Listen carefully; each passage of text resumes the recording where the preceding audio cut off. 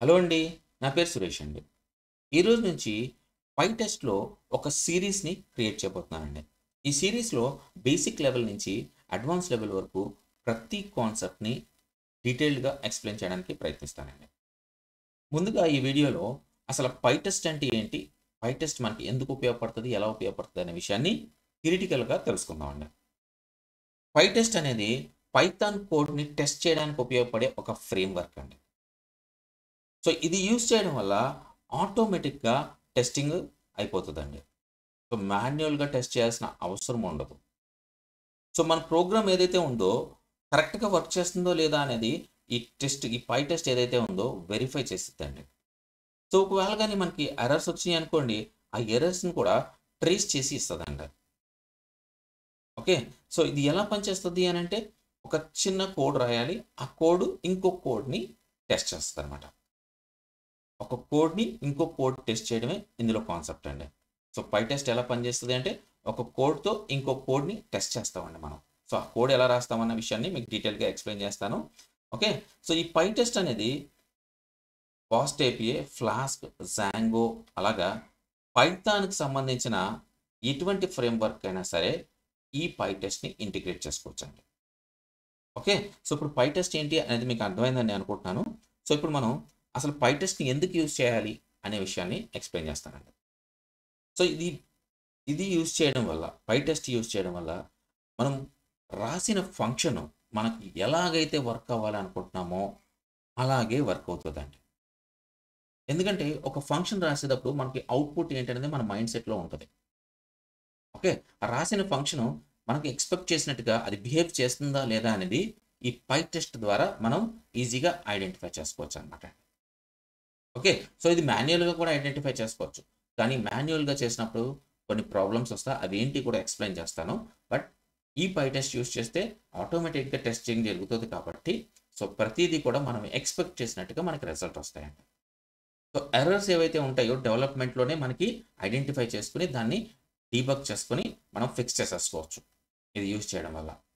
So, స్పెసిఫిక్‌గా ఒక టెస్టర్‌కి పంపించి, టెస్టింగ్ చేసి ఇలాంటియన్నీ కూడా అవసరం ఉండదనమాట అండి. మనం డెవలప్‌మెంట్ మోడ్‌లో ఉన్నప్పుడే మనం ఇయన్నీ కూడా ఫిక్స్ చేసుకోవచ్చు. సో, దీనివల్ల ఏంటంటే చాలా లాట్ ఆఫ్ టైమ్ మనకి సేవ్ అవుతదండి. ఓకే. సో, మల్టిపుల్ ఇన్‌పుట్స్‌ని గాని, సినారియోస్ గాని చాలా ఫాస్ట్‌గా ఈ కోడ్‌తో టెస్ట్ చేసేసుకోవచ్చనమాట. ఓకే. సో, దానివల్ల మన కోడ్ ఏదైతే ఉంటదో సేఫ్ అండ్ రిలయబుల్.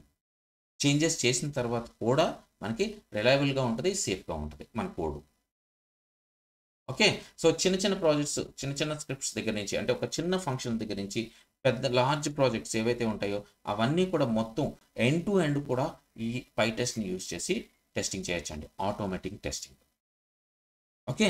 సో, మీకు అర్థమైంది కదండీ! సో, ఒకవేళ గాని మనం ఈ పై టెస్ట్ యూజ్ చేయకపోతే ఏం జరుగుతదని ఒక చిన్న ఎగ్జాంపుల్‌తో చెప్తానండి మీకు. ఈ పై టెస్ట్ మనం గాని యూజ్ చేయకపోతే. చూడండి. ఫర్ ఎగ్జాంపుల్ ఒక డెవలపరు ఒక చిన్న ఫార్మ్ క్రియేట్ చేస్తున్నాడనుకోండి. User name, email, password. So, developer expect చేసే ఎండ్ రిజల్ట్ ఏంటండి? User name, email, password enter చేస్తే అవి డేటాబేస్‌లోకి స్టోర్ అవ్వడం. అంతే కదండీ! సో, అయితే ఇందులో చిన్న కండిషన్స్ ఉంటాయి. ఎలాంటి కండిషన్స్? యూజర్ నేమ్ అనేది ఎగ్జాంపుల్‌గా యూజర్ నేమ్‌కి చూసుకుందాము. యూజర్ నేమ్ అనేది ఇన్ని క్యారెక్టర్స్ నుంచి ఇన్ని క్యారెక్టర్స్ ఉండాలి. యూజర్ నేమ్‌లో కేవలం ఆల్ఫా న్యూమరిక్ మాత్రమే యూజ్ చేయాలి. సో, ఈ కాన్సెప్ట్‌లు అంటే దీని యొక్క వాలిడేషన్స్ అన్నమాట. సో, ఇలాగా మనం ఒక 2, 3 పెట్టుకుంటాం యూజర్ నేమ్‌కి. అలాగే ఈమెయిల్‌కి. ఈమెయిల్‌కి ఉండాలి. డాట్ ఉండాలి. ఈమెయిల్ ఫార్మాట్ కరెక్ట్‌గా ఉండాలి. సో, ఎంప్టీ ఫీల్డ్ ఏదైతే ఉంటదో అది సబ్మిట్ అవ్వకూడదు. ఖచ్చితంగా ఈమెయిల్ సబ్మిట్ చేయాలి. ఈమెయిల్ ఎంటర్ చేసి ఉండాలి ఫామ్‌లో. సో, ఇలాగ ఒక 4, 5 టెస్ట్‌లు పెట్టుకుంటాం. సో, అలాగే పాస్వర్డ్ కూడా పాస్వర్డ్‌లో క్యాపిటల్ లెటర్ ఉండాలి. ఒక క్యాపిటల్ ఉండాలి. ఒక నంబర్ ఉండాలి. ఒక క్యారెక్టర్ ఉండాలి. సో, ఇన్ని మినిమమ్ పాస్వర్డ్స్‌కి ఇన్ని క్యారెక్టర్స్ ఉండాలి అని కొన్ని కండిషన్స్ ఉంటాయి. సో, ఈ కండిషన్స్ అన్నీ కూడా ఓకే. సో, ఎవరు టెస్ట్ చేస్తారు? డెవలపర్ దృష్టిలో పెట్టుకొని సో, కోడింగ్ రాస్తాడండి. ఒక 10 టెస్ట్‌లు ఉన్నాయనుకుందాం. ఈ 3 ఫీల్డ్స్‌కి. ఒక 10 టెస్ట్‌లు ఉన్నాయనుకుందాం. ఓకే. సో, డెవలపర్‌కి దృష్టిలో కేవలం 6 టెస్టులు మాత్రమే అనిపిస్తాయి. అంటే మిగతా 4 టెస్టులు ఉంటాయి. కానీ తన వర్క్ చేసేటప్పుడు ఆహ్, ఇవి ఉంటాయి అనే ఆలోచన రాదు ఒక్కొక్కసారి. సో, 10 టెస్టులు ఉన్నాయనుకోండి. ఈ 3 ఫీల్డ్స్‌కి కలిపి. సో, ఈ 10 టెస్టుల్లో డెవలపర్ 6 టెస్టులు ఓకే. తను ఊహించి దాన్ని ఫిక్స్ చేసేసి దాన్ని డీబగ్ చేసుకుని డీటెయిల్డ్గా మనకి క్లియర్ చేసి ఫంక్షన్ ఇస్తాడండి. ఆ ఫంక్షన్ అయిపోయిన తర్వాత డెవలపర్ ఒక మాన్యువల్ టెస్టర్కి పాస్ చేస్తాడు. సో మాన్యువల్ టెస్ట్ ఏం చేస్తాడు, సో ఆ 6 టెస్టులు కూడా తనకు కూడా తెలుసు అనుకోండి. సో 6 టెస్టులు కూడా టెస్ట్ చేస్తాడు. సో అవన్నీ కూడా పాస్ అవుతాయి.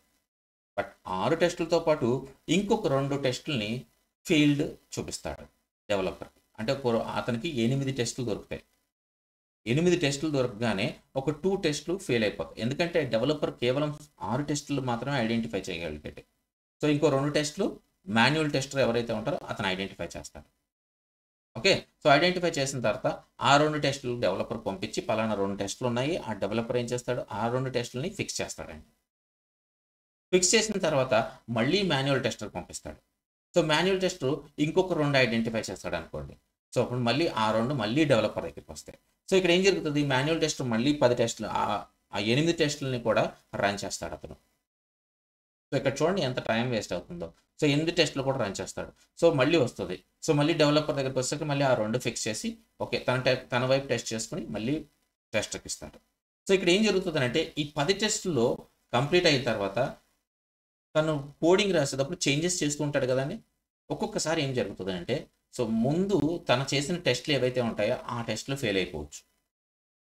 సో అప్పుడు ప్రాబ్లం రావచ్చు మళ్ళీ. ఒకవేళ ఆ టెస్టులు ఫెయిల్ అవ్వకపోతే మాన్యువల్ టెస్టరు 11వ టెస్ట్ ఇంకోటి ఏదన్నా ఐడెంటిఫై చేయొచ్చు.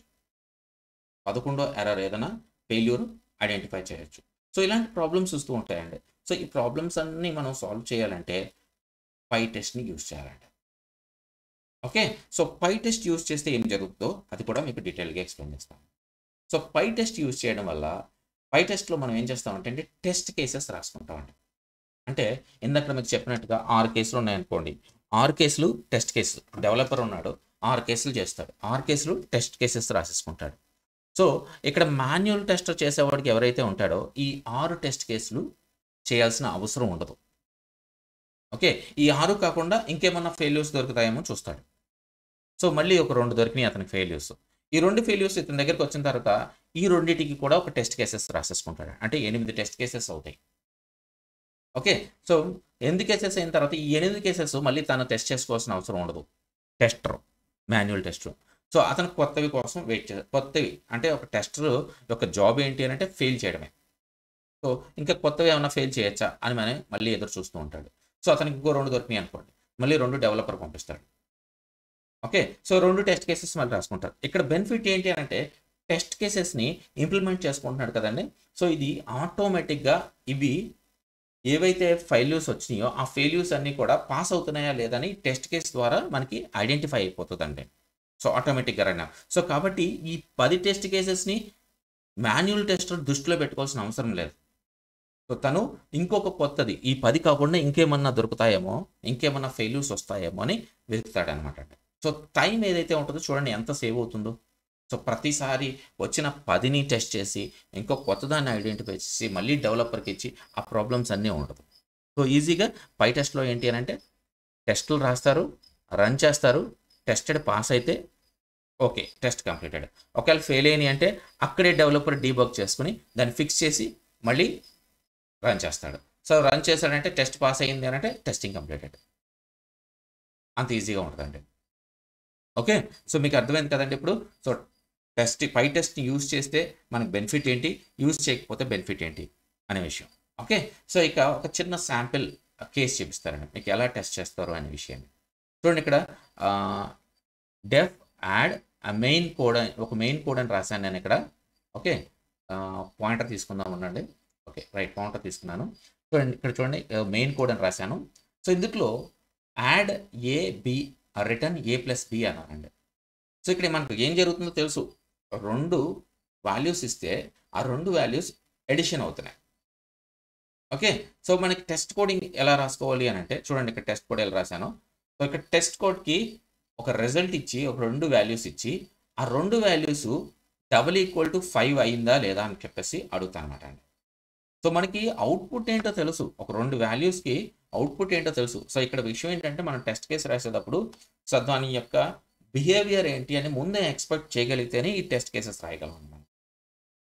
అంటే ఇప్పుడు చిన్న ఫంక్షన్ రాస్తున్నాము, ఈమెయిల్ ఫంక్షన్ రాస్తున్నాము, ఈమెయిల్ లాగిన్ ఫంక్షన్ రాస్తున్నాము. లాగిన్ ఫంక్షన్ రాసినప్పుడు దాని బిహేవియర్ ఏంటనేది మనకు తెలిసే కదండి రాస్తాము. సో ఆ బిహేవియర్ని బేస్ చేసుకునే ఇక్కడ టెస్టింగ్ కేసెస్ అనేది ఇంప్లిమెంట్ చేస్తామండి. ఓకే. సో ఇక్కడ గమనిస్తే మీరు టెస్ట్ కేస్ అనేది నేను ఇందులో ఏం చేస్తానంటే అసర్ట్ అని చెప్పేసి results is double equal to 5 అన్నానండి. సో ఇప్పుడు 2 + 3 5 సో కాబట్టి ఇది పాస్ అవుతుంది. ఒకవేళ ఫెయిల్ చేయాలి అనుకుంటున్నాను అనుకోండి, సో ఇక్కడ 6 ఇస్తాను. సో 6 ఇచ్చాను అనుకోండి, ఈ కేసు ఫెయిల్ అయినా కూడా అప్పుడు కూడా నేను సక్సెస్ అయినట్టే ఈ ఫంక్షన్. ఓకే. సో మనం తప్పు ఇచ్చినా కూడా ఫెయిల్ అయింది అనుకోండి, సో రైట్ ఇస్తే పాస్ అయితే సక్సెసే, తప్పిస్తే ఫెయిల్ అయితే సక్సెసే. ఓకే. సో మనం తప్పిచ్చి రైట్ ఇచ్చి మన కండిషన్స్ బేస్గా మన బిహేవియర్ బేస్గా మన ఫంక్షన్ యొక్క బిహేవియర్ని బేస్ చేసుకొని దాని యొక్క అవుట్పుట్స్ని మనం ఇక్కడ మెన్షన్ చేస్తామంట.